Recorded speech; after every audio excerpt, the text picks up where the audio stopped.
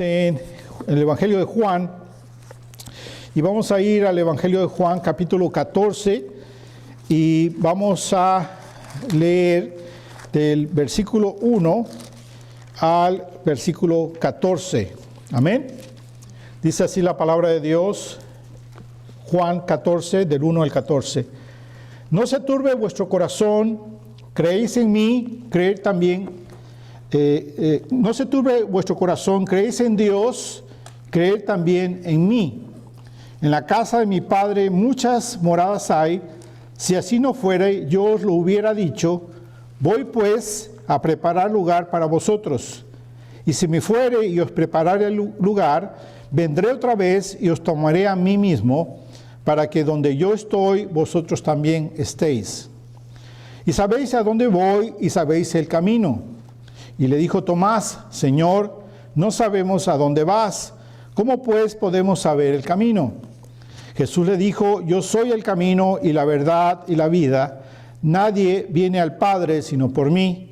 Si me conocieseis también a mí, Padre conocerías, y desde ahora le conocéis y le habéis visto. Felipe le dijo: Señor, muéstranos el Padre y nos basta.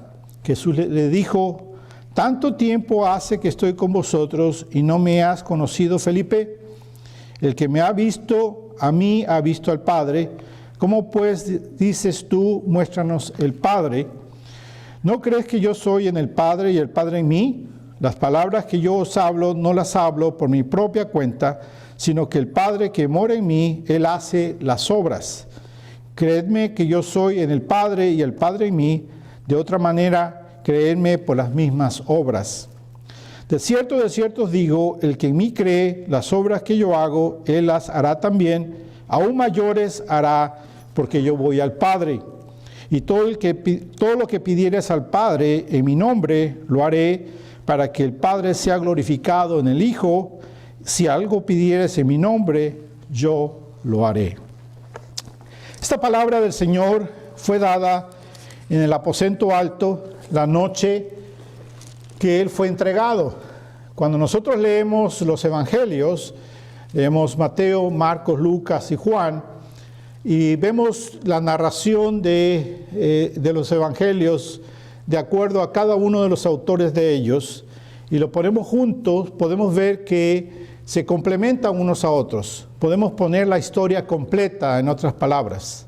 Entonces, es muy importante que nosotros cuando vengamos a la Escritura entendamos el contexto en el cual está siendo dada, para que de esa manera nosotros podamos entonces entender lo que la palabra de Dios nos está diciendo y cómo nosotros entonces aplicar la palabra de Dios a nuestras vidas. Como ustedes pueden darse cuenta, si van unos capítulos hacia atrás, ustedes se pueden dar cuenta que en el capítulo 12, por ejemplo, vemos nosotros la entrada triunfal en Jerusalén de nuestro Señor Jesucristo.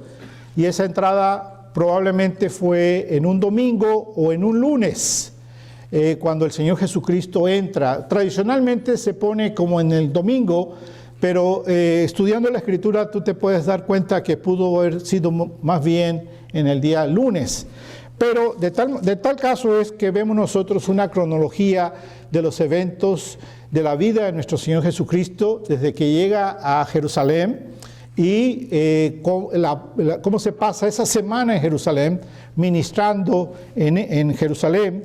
Y vemos nosotros que en el capítulo 12, versículo 27, Jesús anuncia su muerte a los discípulos, que ya les había dicho en otras ocasiones que eso iba a pasar, a eso había venido Él, a cumplir la voluntad del Padre y entregar sus vidas por sus hijos, ¿verdad? Aquellos que Él vino a salvar. Vemos en el capítulo 13 entonces que Jesucristo está en el aposento alto y está celebrando la Pascua y lava los pies de sus discípulos y les enseña el servicio, ¿verdad? Y vemos entonces nosotros después que el Señor Jesucristo en el alimento, cuando están tomando la Santa Cena, no la Santa Cena, la Cena de la Pascua, nosotros vemos entonces que Él comienza a enseñarle a sus discípulos. Ahora, en el capítulo 14, cuando está enseñando a sus discípulos, solamente están 11 discípulos, porque Judas se fue a acusarlo, se fue a venderlo, ¿sí? Y Él estaba ahí con ellos, pero llegó un momento en la noche, en el evento de la cena, que entonces el mismo Señor Jesús le dice que se apresurara a ir a lo que tenía que hacer. Y entonces Judas sale de ahí y va entonces a entregar, a vender a nuestro Señor Jesucristo. Así que cuando está hablando aquí en el capítulo 14, lo está haciendo a sus 11 discípulos. Y es a ellos que se refiere toda esta enseñanza. Y entonces Él dice en el versículo 1, dice, no se turbe vuestro corazón, creéis en Dios, creed también en mí. Ahora, Él les anima a los discípulos, porque los discípulos estaban sumidos en una gran tristeza. Ahora, nosotros tenemos que entender por qué era que el Señor Jesucristo anima a sus discípulos. Nosotros podemos pensar que los discípulos estaban preocupados por los eventos de la vida. Porque cuando nosotros hablamos de tribulaciones, siempre nos referimos a las tribulaciones que nosotros tenemos como ciudadanos del país donde vivimos, como miembros de la familia a la que pertenecemos, como trabajadores o empleadores del trabajo donde trabajamos o de la escuela donde vamos. Y entonces nosotros nos referimos a las tribulaciones que tienen que ver con nuestras vidas, ¿verdad? Tenemos problemas en el hogar, hay falta de comunicación, quizás haya rebeldía de los hijos, quizás haya roce entre la esposa y el esposo, quizás haya enfermedad, quizás haya falta de trabajo, o quizás haya muchas deudas, y todas esas cosas son tribulaciones en nuestras vidas que traen tristeza a nuestro corazón, traen preocupación y nos desanima, y entonces nos deprimimos, y hay tantas cosas con las cuales nosotros luchamos cada día, ¿verdad? Cada día. Y la misma Escritura dice que no nos afanemos porque cada día trae su propio mal, ¿verdad? Cada día trae su propia lucha, sus propias situaciones difíciles. Bueno, aquí en este pasaje, el Señor Jesucristo no está animando a sus discípulos porque estén preocupados por la vida diaria o por las cosas de su vida, sino que los discípulos estaban tristes porque el Señor Jesucristo les había anunciado que los iba a dejar. Entonces imagínense ustedes a estos discípulos estando caminando con el Señor Jesucristo por 3 años, donde siguen al Maestro, donde comen con el Maestro, donde viajan con el Maestro, donde aprenden del Maestro, donde están juntos a su Maestro, a quien les enseña, y de repente Él les dice, los voy a dejar, me voy a ir y los voy a dejar. Entonces los discípulos estaban en tristeza por esa razón, porque ellos pensaban que estaban siendo abandonados por su rabí, por su Maestro. Sin embargo, el Señor Jesucristo les enseña que no los está abandonando, sino que esto es parte del plan, esto es parte de su obra, parte de lo que Él tenía que hacer en la obra de redención de los hombres y de las mujeres. Y entonces el Señor Jesucristo lo que hace es que los anima y le dice, no se turbe vuestro corazón, creéis en Dios, creed también en mí. Ahora, yo uso este pasaje muchas veces, el versículo 1 al 4, cuando estoy celebrando un servicio funeral, para animar a la gente, para decirle que la persona que ha muerto, el hermano que ha muerto o la hermana que ha muerto, está en un mejor lugar, está con el Señor Jesucristo, está con Dios, en la presencia de Dios. Porque el Señor aquí está hablando de que Él se va a ir, y se va a ir a preparar morada en la casa de su Padre. y Él va a regresar por nosotros y nos va a tomar y nos va a llevar a vivir ahí por la eternidad. Eso es lo que está diciendo. Pero entonces vemos nosotros que esto es más que solamente unos cuantos versículos, tiene que ver con toda la enseñanza inclusive del capítulo 15, del capítulo 16, del capítulo 17, es la misma enseñanza, es parte de la misma noche, es parte de la misma enseñanza del Señor Jesucristo a sus discípulos, animándolos a que vean que no están solos, que no tengan temor. Y entonces el Señor Jesús dice, no se turbe vuestro corazón. Ahora, la palabra para turbar en griego es la palabra que viene del tarazo, que quiere decir sacudir violentamente, cuando se sacude algo violentamente. Está hablando que no haya eso en el corazón de uno, que no se sacuda el corazón de esa manera. Vayan ustedes a Mateo capítulo 2, versículo 3, y vamos a ir a varios pasajes para que ustedes vean dónde aparece esta palabra y cómo es usada esta palabra en los diferentes contextos. Ustedes lo pueden ver en Mateo capítulo 2, versículo 3. La Escritura dice, oyendo esto el rey Herodes se turbó y toda Jerusalén con él. ¿Sí? ¿Cuándo se turbó el corazón del rey Herodes?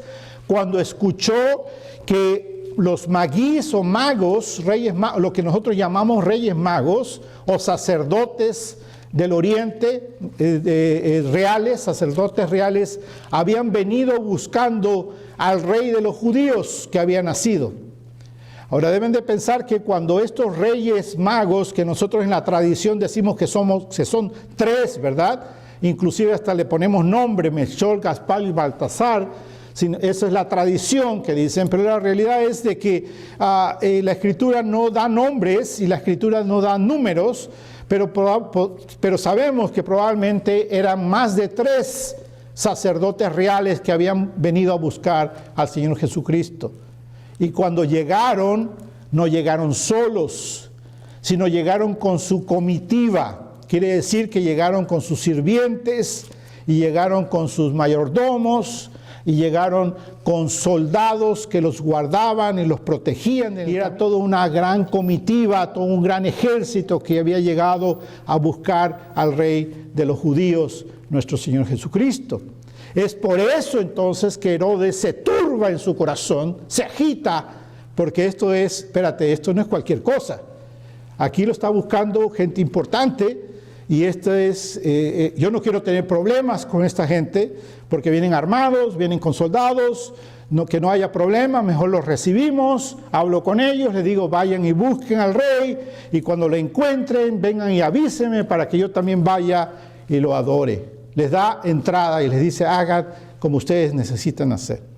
Pero se había turbado su corazón, ¿verdad? Después en el capítulo 14 de Mateo, versículo 26, encontramos también otra vez esa palabra, y dice en el 14, 26 de Mateo, dice, y los discípulos viendo andar sobre el mar se turbaron diciendo, un fantasma, y dieron voces de miedo. ¿Cuándo fue eso? Cuando vieron a nuestro Señor Jesucristo caminar sobre el agua. Y entonces ellos se asustaron y pensaron que era un fantasma que se había aparecido ahí, y hubo temor en ellos y se turbó su corazón. Y bueno, si ustedes van así a través de diferentes versículos de la Biblia, como por ejemplo Lucas capítulo 1, versículo 12, Lucas capítulo 24, versículo 38, Juan 11, 33, Juan 13, 21, ustedes van a encontrar estas palabras, esta misma palabra que habla que el corazón se agita. Inclusive esta palabra nos habla que el corazón de nuestro Señor Jesucristo también le sucedió esto. ¿Cuándo le sucedió esto? Cuando su amigo Lázaro había muerto. En el Evangelio de Juan, capítulo 11, versículo 33, dice, Jesús lloró, ¿verdad? 35 dice que Jesús lloró, pero en el 33 dice, Jesús entonces al verla llorando a María, ¿verdad? y a los judíos que la acompañaban, también llorando, se estremeció en espíritu y se conmovió. Entonces ahí también el Señor Jesucristo experimentó esto en su corazón, este movimiento de emoción en su corazón, al verlos a ellos como estaban angustiados por la muerte de Lázaro, ¿verdad? Y entonces vemos nosotros que es importante entonces entender esta palabra para ver lo que el Señor Jesucristo le estaba diciendo a los discípulos. Ahora, una más, veamos nosotros en Juan capítulo 5, versículo 7, vemos nosotros el paralítico que estaba en el estanque o en la piscina de Betseda. Vemos nosotros en el versículo 7 que este hombre estaba paralítico y había una leyenda donde se enseñaba que un ángel del Señor descendía a la piscina, a la pileta, y cuando movía el agua, cuando sacudía el agua, el primero que entrara, que estaba enfermo, y entraba al estanque, iba a ser sano. Eso era lo que la gente creía, por la gran necesidad que había de un toque de sanidad en sus vidas. Entonces el hecho de estar enfermo, el hecho de estar inválidos, buscaban una bendición, alguien que los ayudara. Y había esta tradición que decía que este ángel venía. Entonces este hombre estaba ahí y dice en el versículo 7, Señor, le respondió el enfermo, no tengo quien me meta en el estanque cuando se agita el agua, y entre tanto que yo voy, otro desciende antes que yo. Entonces esta agua, ¿qué era lo que pasaba? Que se agitaba. Ahora, había esta creencia que era un ángel que lo hacía, pero realmente podríamos decir que era el sentir de la necesidad de todos de querer ver algo. Y el primero que sentía que el ángel estaba entrando al agua o que se estaba moviendo el agua por causa de un ángel, ¿qué era lo que sucedía? Se aventaba al agua. Para aventarse al agua, ¿qué sucedía? Todos se aventaban al agua. ¿Y qué sucedía? Que había un gran agitamiento de agua. ¿Provocados por qué? Por la misma gente que quería un toque de Dios. Y entonces este paralítico dice, a mí nadie me puede ayudar. Porque ya cuando me van a llevar, ¿qué sucedió? Ya este evento ha acontecido y todos están dentro del estanque. Pero entonces el Señor Jesucristo le hace una pregunta y le dice, ¿quieres ser sano? Y entonces el Señor Jesús en el versículo 8 le dijo, levántate, toma tu lecho y anda. Y el Señor Jesús hizo este milagro. Entonces, esto es para que ustedes y yo entendamos entonces lo que el Señor Jesús le está diciendo a sus discípulos en el versículo 1 del capítulo 14. No se turbe vuestro corazón, creéis en Dios, creed también en mí. No se agite tu corazón, no temas, porque tienes temor y estás estresado por este temor. Y el temor lo único que hace es que no puedas pensar bien, no puedas actuar bien, no puedas vivir bien, porque estás siendo víctima del temor. ¿Qué está sucediendo hoy día con esta pandemia que se ha anunciado en todo el mundo? Es precisamente ese pánico colectivo que se comienza a hacer en la gente. Y aquí en los Estados Unidos, no sé si en otras partes del mundo sucede lo mismo, pero ¿qué está pasando en los Estados Unidos? La gente está yendo a comprar en exceso cosas que no necesita. Compra paquetes de papel de baño en exceso. ¿Y qué sucede? Que entonces no hay papel de baño para el resto de la población, porque viene gente que compra. En algunos países lo hacen de comprar en exceso. ¿Para qué? Para revender y para abusar de la gente vendiendo más caro. En este país no lo hacen así, no lo hacen por esa razón, porque las autoridades no lo permiten, ¿verdad? Aparte que la gente no piensa de esa manera, pero lo hace porque cree que teniendo eso está seguro, es un acto, dicen los psicólogos, de protección, de asegurarse que todo está bien. Y entonces van a las tiendas y vacían las tiendas, llevándose todo el papel de baño, llevándose todos los productos de limpieza, pensando que eso los va a proteger, que eso los va a hacer estar bien. Pero afecta porque la gente que verdaderamente lo necesita no tiene el producto porque todo el mundo lo ha tomado. Pero es un pánico que se comienza a hacer en la gente, se turba el corazón de la gente. Durante esta semana he tenido oportunidades de platicar con gente en la calle, en la oficina del dentista, en la panadería, el zapatero y tanta otra gente que tuve contacto. Muchos de ellos pude encontrar en ese lugar gente preocupada, ¿sí? Con ansia, con estrés en su vida. ¿Por qué? Por todo lo que escuchan las noticias, todo lo que ven las noticias, todo lo que ve en las calles, las grandes colas en las tiendas para entrar a comprar. Y entonces esto causa un gran agitamiento. Bueno, nosotros como cristianos debemos entender que nosotros tenemos a un gran Señor, al Señor Jesucristo en nuestro corazón como Señor y Salvador. Aquel que trae perfecta paz. Aquel que trae una paz que es una paz sobrenatural. Y miren ustedes, ahí mismo en el capítulo 14, versículo 27, el Señor Jesucristo les dice a los discípulos, y en esta mañana nos dice a nosotros: la paz os dejo, mi paz os doy, yo no os la doy como el mundo la da, no se turbe vuestro corazón ni tenga miedo. ¿Por qué? Porque la paz que Cristo da es una paz sobrenatural. Porque tú puedes buscar paz en muchas maneras: comprando en exceso papel de baño, comprando en exceso productos de limpieza, encerrándote en tu casa, pensando que al hacer ciertas cosas vas a estar bien, y eso dices, me trae paz a mí. Pero eso no es una paz sobrenatural. Esa es una paz que tú mismo haces psicológicamente en tu pensamiento, en tu mente, que hay ciertas cosas que te traen paz. Tienes dinero y acumulas dinero y dices, el dinero me trae paz. Buscas poder y tienes poder y dices, el poder me trae paz. Pero la verdadera paz es la verdadera paz que viene de nuestro Señor Jesús.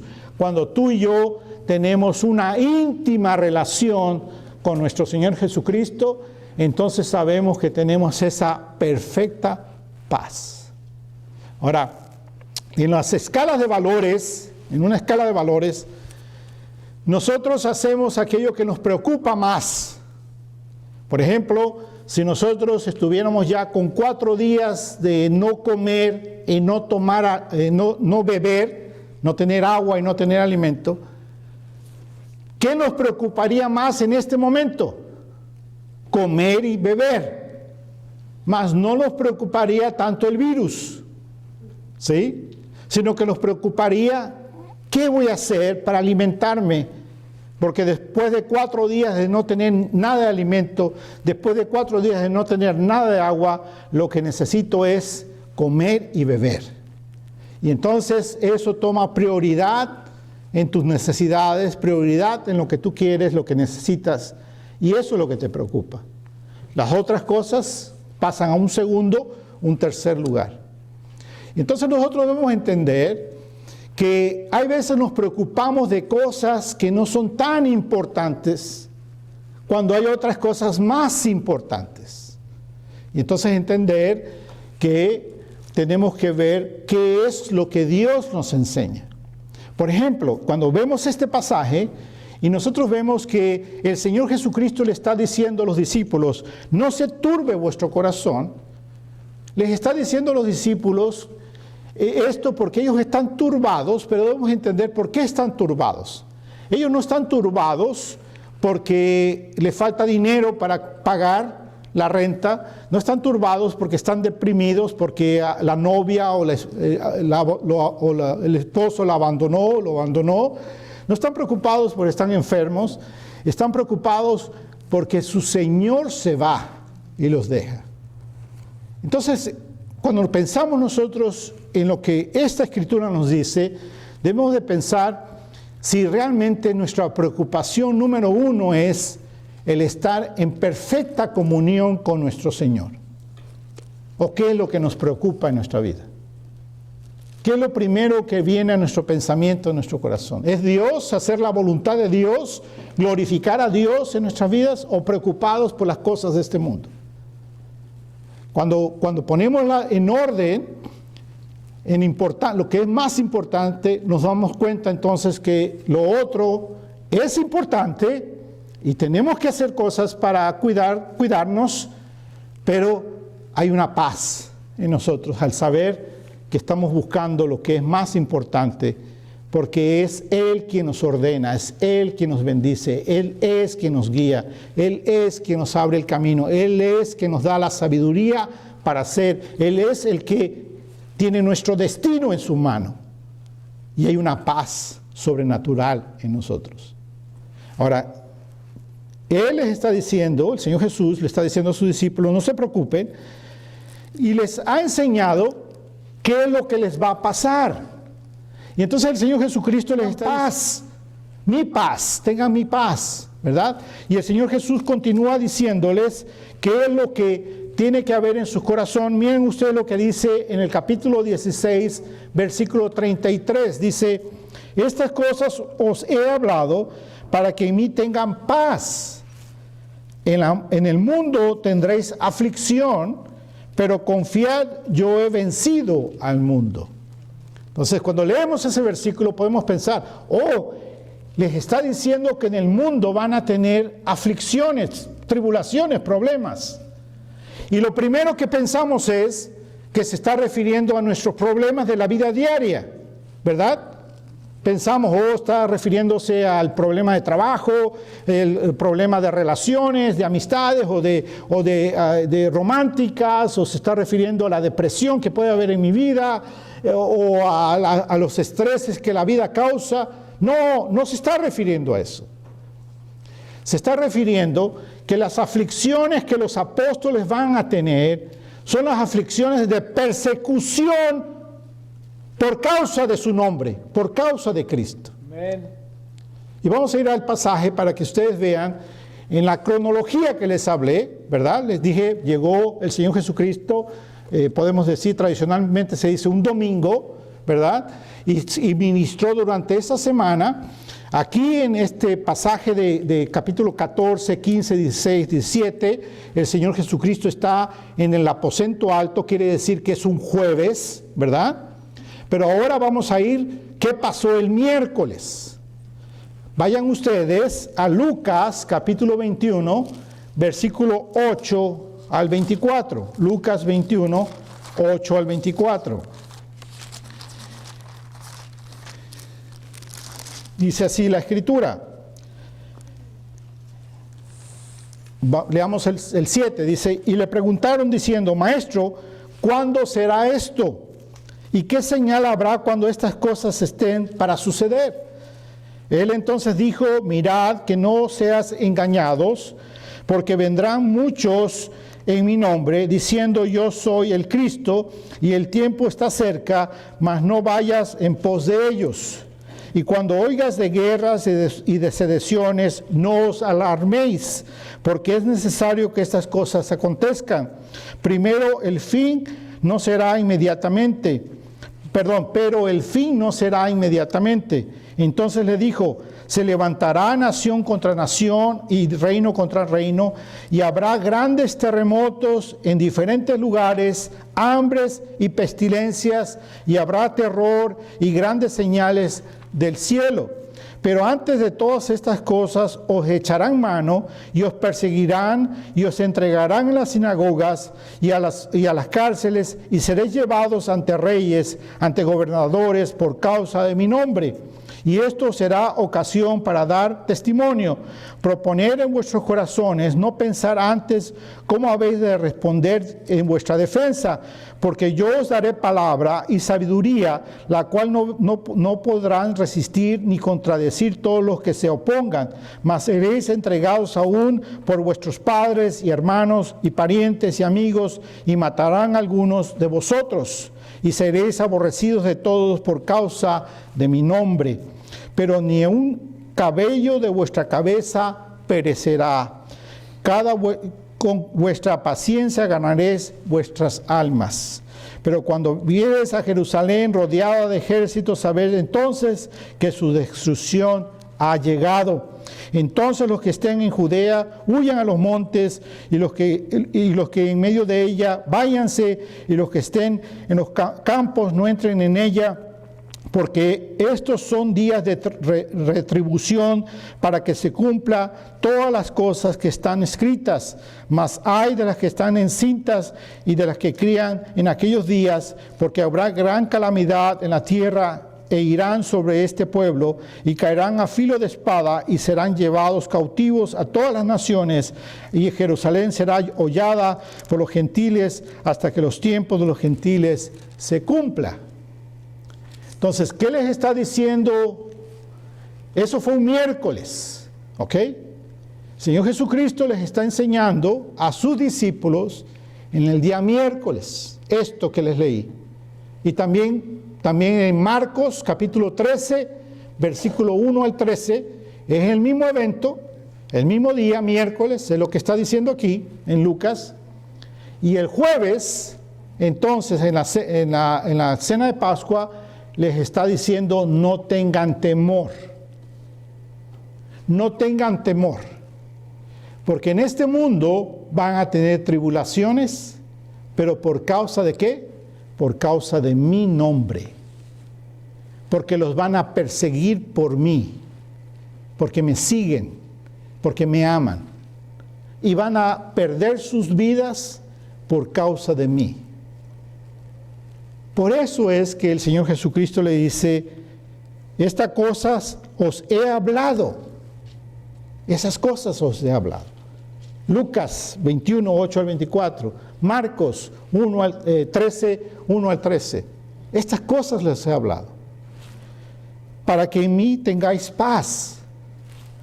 En el mundo tendréis aflicción, pero confiad, yo he vencido al mundo. Entonces el Señor Jesucristo es claro con sus discípulos y les dice lo que viene, lo que va a pasar. Y dice: no se preocupen, porque yo voy a estar con ustedes. Entonces, ¿qué aprendemos nosotros de esto? Aprendemos que nosotros también no nos debemos de preocupar a un exceso de pánico de lo que está pasando en el mundo. Entendemos que hay sufrimiento, que gente está sufriendo. Entendemos que hasta el 13 de este mes, de marzo, habían muerto cerca o más de 5,000 personas por causa de este coronavirus. 5,000 personas. Pero debemos entender y tomar fuerza en nuestras almas, en nuestros corazones, en la confianza que tenemos en Cristo Jesús, que Cristo Jesús no nos ha dejado solos, sino Cristo Jesús, el Señor, nuestro Señor, nos ha dado instrucciones para que entonces nosotros, como hijos de Él, sepamos cómo vivir en este mundo y qué esperar que suceda en este mundo.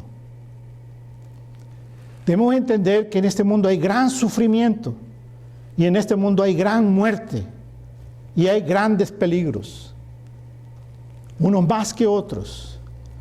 El coronavirus ha matado hasta, como les digo, hasta el 13, más de 5,000 personas. Pero debemos de pensar esto: tan solo en el año 2019, 42 millones de niños fueron abortados alrededor del mundo. 42 millones de almas, de seres humanos, fueron destruidos solamente por querer nacer. Estaban en el vientre de su mamá, seguros, creciendo, hombres y mujeres, creados por Dios, a la imagen de Dios. Y 42 millones de ellos fueron destruidos. Cuando pensamos en la muerte y pensamos en los peligros, hay veces no tenemos en orden nuestras prioridades y nos asustamos por un virus que mata a 5,000 cuando hay otros peligros más grandes, como es el aborto, que mata alrededor de 50 millones de almas alrededor del mundo cada año. ¿Tú qué piensas que Dios piensa de nosotros? ¿Qué piensas cuando nosotros actuamos? ¿Por qué crees que hay pestes en este mundo? ¿Por qué crees que Dios permite cosas en este mundo? Por el pecado del hombre y la mujer. Estamos matando millones de inocentes. ¿Y qué es lo que sucede? Y lo permitimos, y no decimos nada. Y votamos por gente que lo apoya eso. Y vivimos nuestras vidas felices y contentos, viajamos y comemos y celebramos con la familia y estamos felices de muchas cosas. Cuando hay gente que está muriendo injustamente y no decimos nada. Entonces el Señor, ¿qué es lo que hace? El Señor permite juicios sobre este mundo.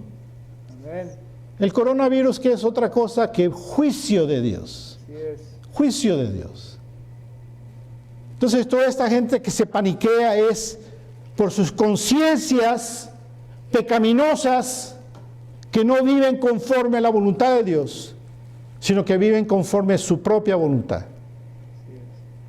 Y cuando viene el peligro, entonces es cuando ellos se preocupan.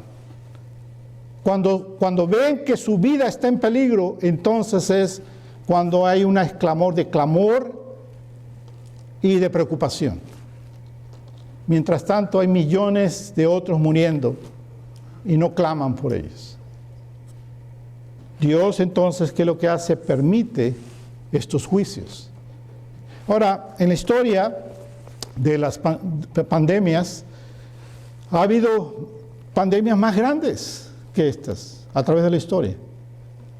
La última más grande fue la de la flu de española, la influencia, que mató 50 millones de personas en el mundo. En 2010 estuvo también otra hecha, no recuerdo el nombre, el SARS mató 18,000 personas en el mundo. En este coronavirus van 5,000. Y por supuesto, se puede multiplicar ese número, pero también por la misericordia de Dios puede parar ese número, porque Dios es el Dios que está en control de todas las cosas. Amén. Amén. Entonces, nosotros debemos hacer lo que la palabra de Dios nos dice: no nos preocupemos, no se agite vuestro corazón. Tenemos que preocuparnos por las cosas importantes que tenemos que preocuparnos. Ser discípulos verdaderos de Cristo y servir a Cristo como Él nos manda que sirvamos. Porque estas cosas, como les digo, van a pasar. Miren ustedes en Marcos 13, el Señor Jesucristo está hablando de las señales antes del fin. Exactamente el miércoles, como les digo, está hablando de esto, enseñando a sus discípulos. Y dice: mirad que nadie os engañe. Número uno, lo primero que dice el Señor Jesucristo: miren que nadie os engañe. Entonces, ¿qué es lo que el Señor Jesús nos pone en primer lugar? Que tengamos cuidado de las mentiras de este mundo, de los falsos profetas, de los falsos maestros, de los falsos cristos que roban las almas de la gente que las extravían para llevarlas al infierno. Lo primero que dice, mirad que nadie os engañe. ¿Cuál debe ser la preocupación número uno de nosotros? El predicar el Evangelio tal y como es, enseñando la palabra de Dios como es, para que las almas sean salvas en Cristo Jesús. No siguiendo a falsos maestros, a falsos profetas, a falsos apóstoles que hoy hay día por todos lados, entendiendo que hay un gran engaño que Satanás usa para perder las almas de los hombres y las mujeres. Tengamos cuidado con eso. Porque vendrán muchos en mi nombre diciendo, yo soy el Cristo, y enseñarán a muchos. Mas cuando oigas de rumores de guerras, no os turbéis, no se agite vuestro corazón. ¿Por qué no? Porque estas cosas van a pasar, porque yo, el Señor, se las estoy diciendo que van a pasar. No teman. Y después dice, porque es necesario que suceda así, pero aún no es el fin. Porque se levantará nación contra nación y reino contra reino. Habrá terremotos en muchos lugares y habrá hambres y alborotos. Principios de dolores son ellos, son principios de dolores. ¿Cuál es la imagen? La imagen es de una mujer embarazada que llega a la gestación, el tiempo de la gestación a los 9 meses. Y comienza a tener dolores, principios de dolores, avisándole que el bebé ya va a nacer. Y como para las hermanas, las mujeres que han tenido bebés, que han experimentado eso, ustedes bien saben que empieza con un pequeño malestar y comienza subiendo la intensidad, ¿verdad? Y llega el momento en que se rompe la bolsa del agua donde está el niño, el bebé, y entonces que viene más intensidad de dolores.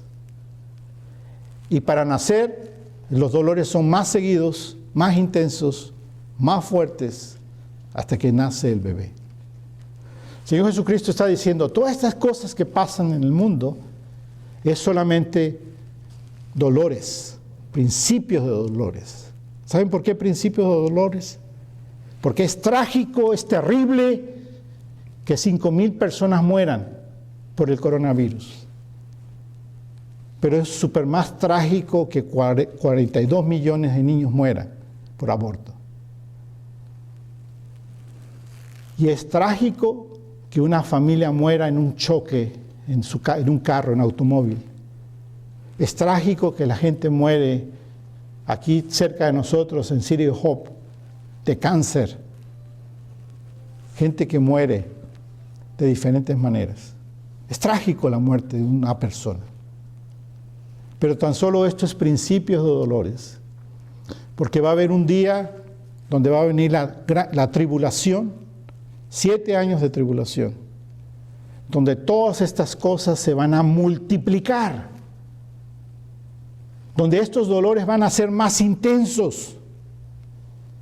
La Escritura nos dice, y vayamos a Apocalipsis capítulo 6, para que ustedes vean. Apocalipsis 6 habla de los jinetes del Apocalipsis, de los 4 jinetes del Apocalipsis. Y dice que uno de los jinetes, el de caballo amarillo, en el versículo 8, dice, miré y aquí, Apocalipsis 6, 8, dice, miré y aquí un caballo amarillo, y el que lo montaba tenía por nombre Muerte, y el Hades le seguía, que es la tumba, ¿verdad? Y le fue dada potestad sobre la 4ª parte de la tierra para matar con espada, con hambre, con mortandad, que es pestilencia, ¿verdad? Que es virus, y con las fieras de la tierra. Una 4ª parte de la gente va a morir. ¿Cuántos billones somos ahorita en el mundo? Somos 7.7 billones. Casi 8 billones de gente en el mundo. Dentro de unos par de años vamos a ser 8 billones de personas. Quiere decir que el jinete del Apocalipsis, si viene en este momento que estamos llegando a 8 millones de billones de personas, no millones, billones, quiere decir que el jinete del Apocalipsis va a matar 2 billones de personas en el mundo. Piensen ustedes, la guerra mata miles, coronavirus ha matado 5,000,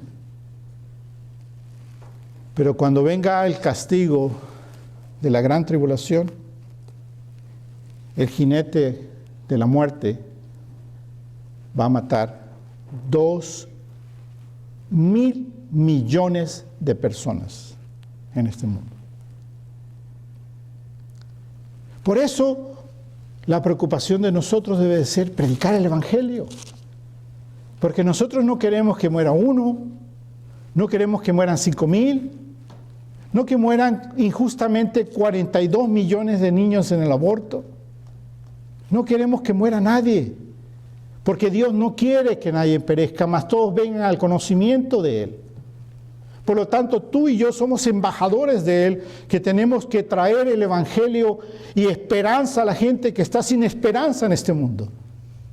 Que entienda que hay una esperanza de salvación en Cristo Jesús y que Él se fue a preparar un lugar para que nosotros estemos con Él, con el Padre eternamente. Eso es lo que está diciendo en Juan 14. Él se fue y es una promesa. Así que rápidamente vamos a ir a través de por qué no debo de temer. ¿Por qué no debemos de temer? Viendo lo que 14 nos dice, el capítulo 14 de Juan. En primer lugar, no debemos de temer porque el Señor Jesucristo está presente. Porque Cristo está presente en nuestras vidas. No se turbe vuestro corazón. Creéis en Dios, creed también en mí. Estoy presente en tu vida. No estás solo. Cristo es real si tú crees en Él. Si tú crees en Dios y crees en Cristo, Cristo está presente en tu vida. Por lo tanto, eso te debe traer gran paz en medio de cualquier tribulación que puedas experimentar en tu vida. Ya sea tribulación de la vida diaria que trae problemas a la vida, o peligros, o pestes, o coronavirus. No hay temor porque Cristo está presente en ti. Amén. Y después, segundo lugar, no debes de temer porque Cristo nos ha dado una promesa. Fue a hacer algo, a preparar un lugar para nosotros. Dice, en la casa de mi Padre muchas moradas hay, si así no fuera, yo lo hubiera dicho. Yo voy pues a preparar lugar para ti, para ustedes. Y si me fuere y os prepararé el lugar, vendré otra vez y os tomaré a mí mismo, para que donde yo estoy, vosotros también estéis. ¡Wow! ¿No debe traer eso paz a nuestro corazón? Cristo se fue, pero no porque nos abandonó, se fue a preparar lugar, porque Él quiere que donde Él esté, nosotros estemos también. Por lo tanto, Él va a venir y nos va a tomar y nos va a llevar con Él, para que estemos con Él. Así que, cuando viene el peligro de muerte, ¿cómo vemos la vida cuando viene el peligro de muerte? Un cristiano. Pues un cristiano simplemente confía en su Señor. Si el Señor me llama, como me llame, ese es mi día. Ese es el día que Dios preparó para que yo vaya a su presencia. Por lo tanto, ¿por qué va a haber angustia? ¿Por qué va a haber preocupación en mí? Un día Dios me va a llamar y tenemos una promesa, vamos a estar con Él. Tomás le dijo, Señor, no sabemos a dónde vas, ¿cómo pues podemos saber el camino? ¿Cómo puede decir Tomás eso? Fíjense, la humanidad de Tomás se parece a nosotros, pues es igual que nosotros, ¿verdad? El Señor Jesús nos está diciendo qué va a hacer con nosotros y después le decimos, Señor, ¿cómo si tú nunca nos has enseñado eso? Y el Señor Jesús, ¿cuántas veces no le había enseñado eso ya? no oímos a Dios. No confiamos en lo que Dios nos dice, en las promesas que tenemos en Dios. Tenemos que confiar, no ser como Tomás, porque sí sabemos dónde está el Señor Jesús. Está con nosotros, está presente, y Él fue y viene por nosotros para llevarnos.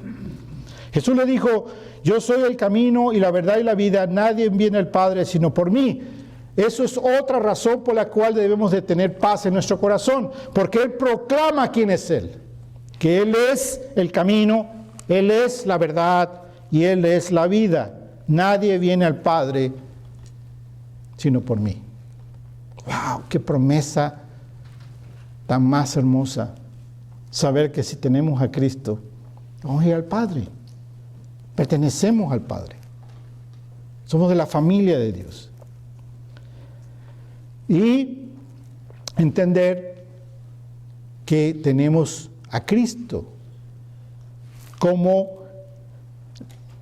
la persona de Cristo en nosotros, con nosotros. Dice el versículo 7, si me conocieses, también a mi Padre conocerías, y desde ahora le conocéis y le habéis visto. Tenemos al Padre, tenemos a Cristo, tenemos al Padre. Conocemos a Cristo, conocemos al Padre. Vemos a Cristo o vamos a ver a Cristo, vemos al Padre. Por fe vemos a Cristo, vemos al Padre. Versículo 8, sale Felipe igual que Tomás y le dijo: Señor, muéstranos el Padre y nos basta. ¿Cómo Felipe puede decir eso si ya lo están viendo? Le está diciendo el Señor Jesús. Felipe no puede entender. La única razón que podemos explicar lo que Tomás y Felipe están sintiendo es por la gran angustia que tienen. Y eso nos pasa a nosotros. Cuando estamos en angustia, en temor, no pensamos bien. ¿Verdad? No pensamos bien. Los paniqueamos y ya no vemos nada. ¿Verdad?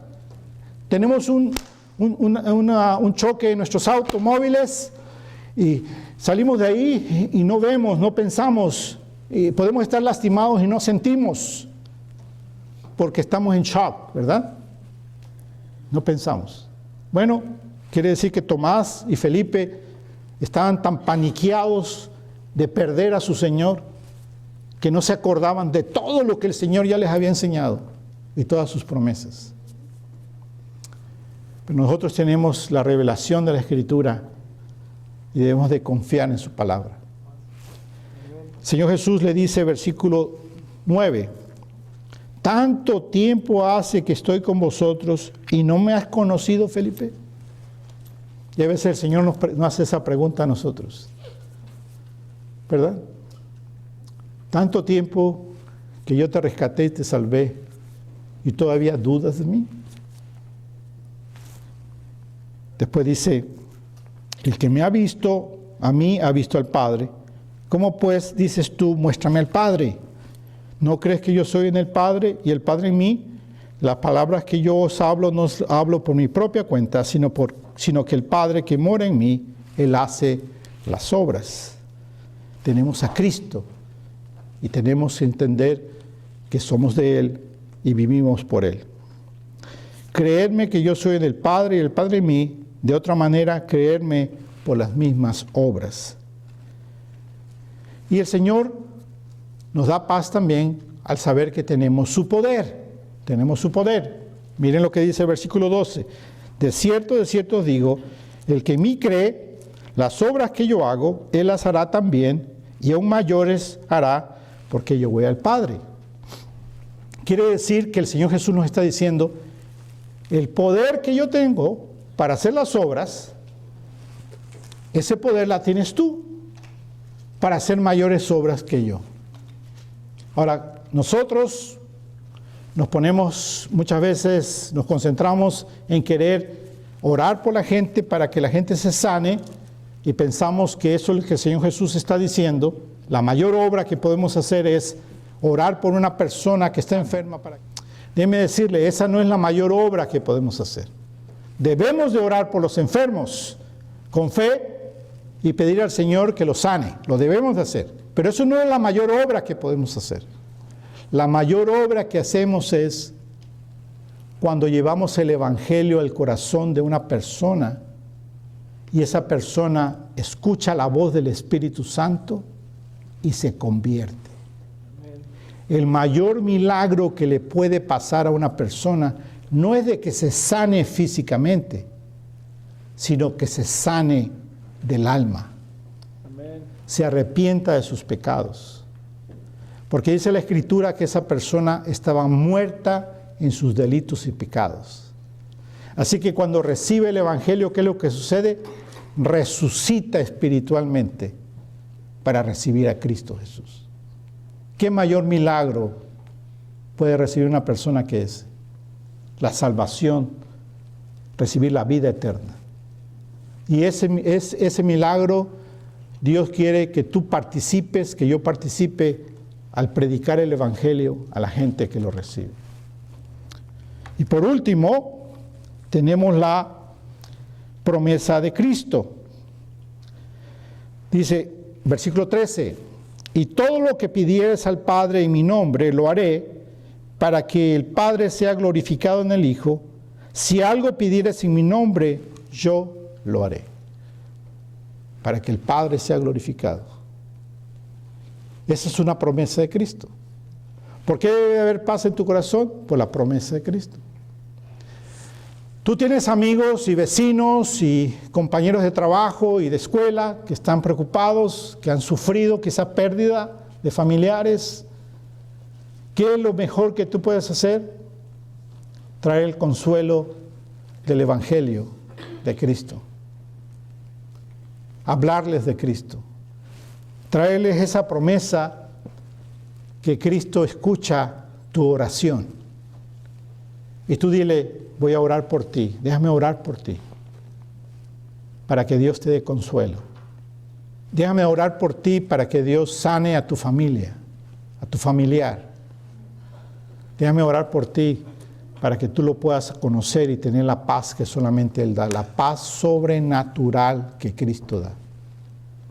¿Cuántos quieren tener la paz sobrenatural de Cristo? Amén.